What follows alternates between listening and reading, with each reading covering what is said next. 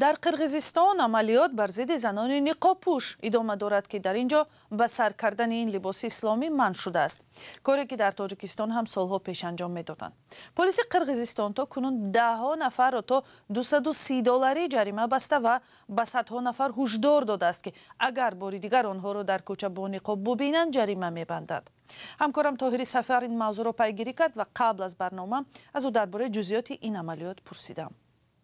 تا کنون کمتر از 30 زن را برای به بر کردن لباس اسلامی که فقط چشمها در آن عیان هستند 20,000 سومی و یا برابر به $230 جریمه بستند. در قرقیزستان از اولی سال 2025 پوشیدن نقاب را منع کردند. عملیات به ضد نقاب پوشان را مقامات رسمی، ماموران امنیتی به خصوص در ولایت جنوبی جلال آباد انجام دادند که در آنجا مردمی مذهبی نسبتاً بیشتر بوده است.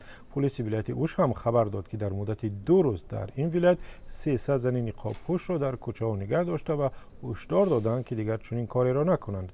قرقیزستان امسال با قبول یک قانون پوشیدن نقاب در کوچه و خیابان ها را منع کرد و هر کسی که آن را در بیرون و بر می‌کند جریمه می شود.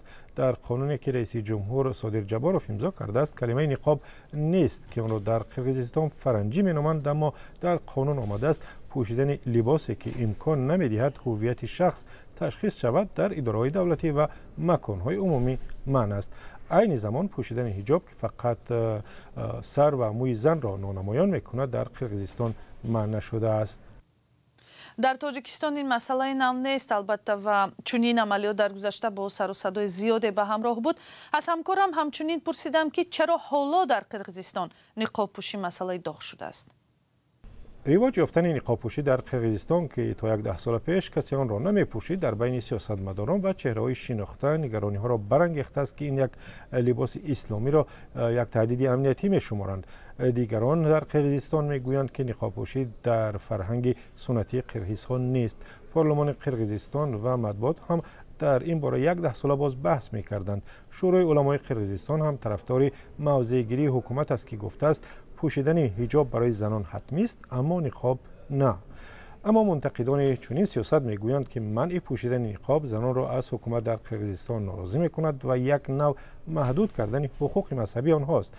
پوشیدن نقاب در 10 ساله گذشته به خصوص در شهرهای اوش و جلال آباد رواج یافت و عملیات نیز به خصوص در همین شهرها صورت گرفتند. ماموران امنیتی از جمله افسران زن به دست مردم آگاهی نامه تقسیم میکنند و به آنها قانون را میفهمانند که سرپیچی از رعایت آن چه عاقبت دارد.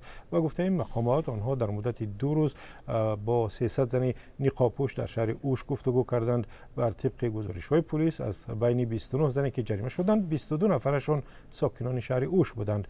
پوشیدن نقاب نه تنها در قرقیزستان بلکه در دیگر کشورهای آسیای مرکزی از جمله تاجیکستان هم منع است و زنان حق ندارند با حجاب به مؤسسه‌های دولتی و یا دانشگاه وارد شوند.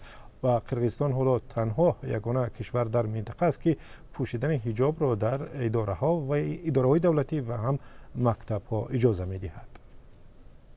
تشکر طاهری سفر بود با جزئیات عملیات ضد نقاب پوشی زنان در قرقیزستان.